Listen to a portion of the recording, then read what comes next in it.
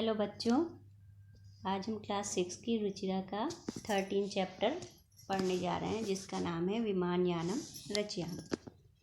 ये छोटे छोटे बच्चों की कल्पना है जो सोचते हैं कि हम लोग जो है एक जहाज़ बनाएं और उससे आकाश में भ्रमण करें। और वो लोग ये भी समाज के बारे में भी सोचते हैं, जो गरीब किसान हैं उनके बारे में भी वो सोचते हैं, उनकी खुशियों के बारे में सोचते हैं। और इससे जो है इसको लिखने वाले, इस कविता को, उनका नाम है डॉक्टर विश्वास। तो चलिए हम शुरू करते हैं।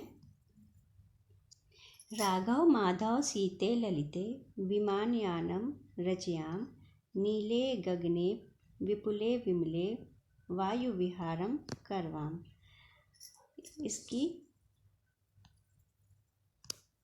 इसका मतलब क्या हुआ? हे राघव, माधव, सीता और ललिता। यहाँ पे राघव, माधव, सीता, ललिता ये बच्चों के नाम हैं।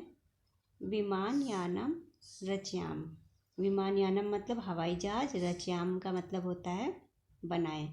नीले गगने विपुले विमले, नीले मतलब नीले, गगने मतलब आसमान में, विपुले मतलब विस्तृत, और विमले मतलब स्वच्छ या निर्मल। वायु विहारम करवाम, वायु विहार मतलब वायु के साथ भ्रमण करें या वायु में हम यात्रा करें। इसका मतलब क्या हुआ?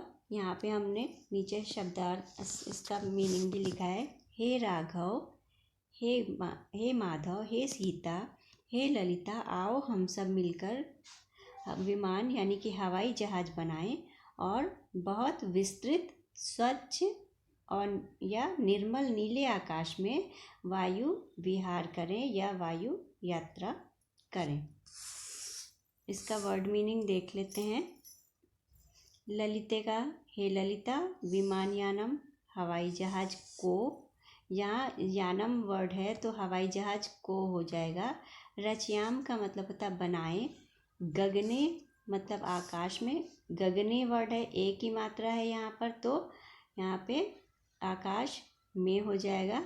विपुले मतलब बहुत अधिक, विमले मतलब स्वच्छ में, वायु विहारण मतलब वायु में भ्रमण करवा मतलब करें।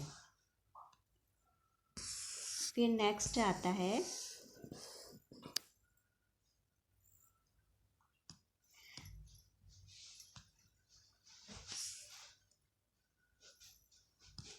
उन्नत वृक्षम तुंगम भवनम क्रांतावकाशम खलुयाम कृत्वा हिमवंतम सोपानम चंद्रलोकम प्रविशाम।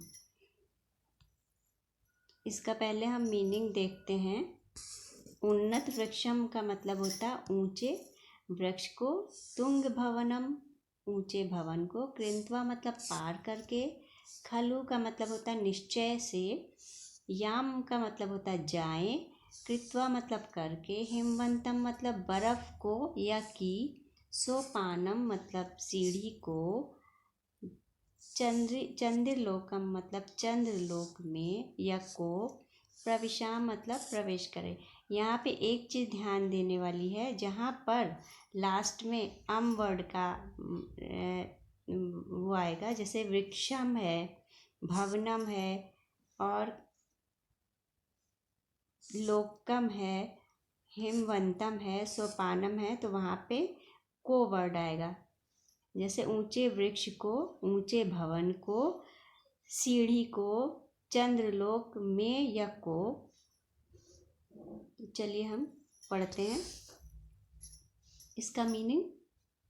ऊंचे वृक्ष को, ऊंचे मकान को निश्चय से पार करके हम आकाश में जाएं और बर्फ की सीढ़ी बनाकर के जो है चंद्रलोक में प्रवेश करें। मतलब कि ऊंचे जो वृक्ष हैं और ऊंचे जो मकान हैं, उनको हम निश्चय ही पार करके आकाश में पहुंच जाएंगे। मतलब जब हम विमान बना लेंगे तो उससे हम ऊंचे वृक्ष को भी पार कर लेंगे और ऊंचे मकान को भी पार करके आकाश में जाएं और एक बर्फ की सीढ़ी बना करके चंद्रलोक में प्रवेश करें। अब हम जब बच्चे चंद्रलोक में पहुंच जाते हैं तो फिर उनको क्या दिखाई देता है, वहाँ पे उनको ग्रह उपग्रह सब नज़र आते हैं। तो फिर वो क्या कहते हैं, शुक्रश्चंद्र सूर्यो गुरु इति ग्रहान ही सर्वान् गणयाम विविधा सुंदर तारा चित्वा मौक्तिकहारम रचयाम। इसका वर्ड मीनिंग क्या होगा, गुरु बृहस्पति, इति मतलब आदि, इत्यादि, ग्रहान का मतलब होता है ग्रह को, गणयाम मतलब गिने, विविधा मतलब अनेक, सुंदर तारा मतलब सुंदर तारों को, चित्वा का मतलब होता है चुनकर, मौक्तिकहारम का मतलब होता है मोतियों के हार को।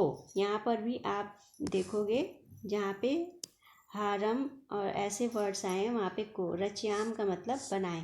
यहाँ पे ग्रहान में हम यहाँ पे ग्रह नहीं लिख, मिस्टेक हो गई, वो आप लोग समझ लेना, ग्रह को होगा यहाँ पर।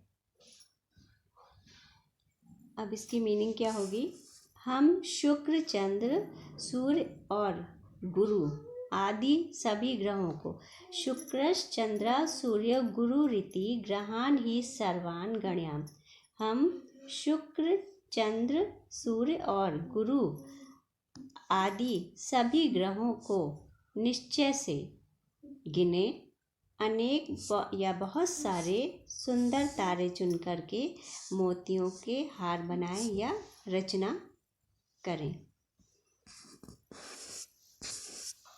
फिर नेक्स्ट है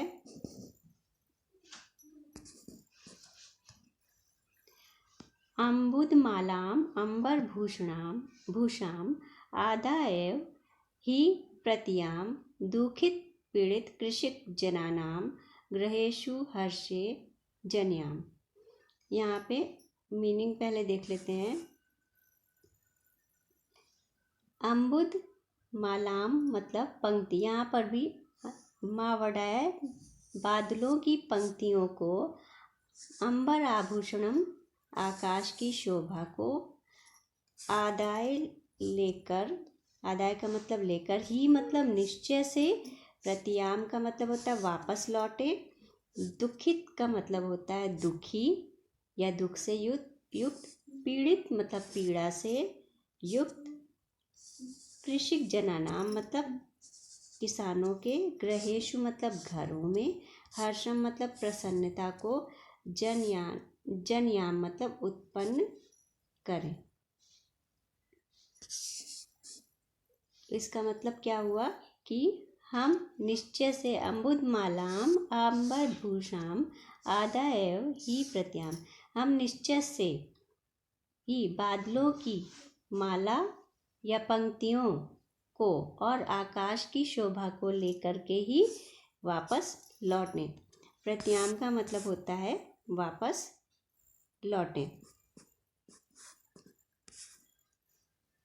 फिर उसके बाद क्या है, और दुख और पीड़ा से युक्त जो किसान हैं उनके घरों में हम खुशियाँ बरसाएं या खुशियाँ उत्पन्न करें।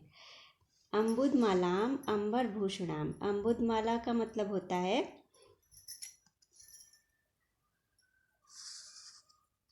बादलों की पंक्तियों को, अंबर भूषा मतलब अंबर का मतलब होता है आकाश की शोभा को, आदाय का मतलब होता है लेकर के, ही प्रत्याम लेकर के ही हम लौटें, ही मतलब निश्चय से लौटें।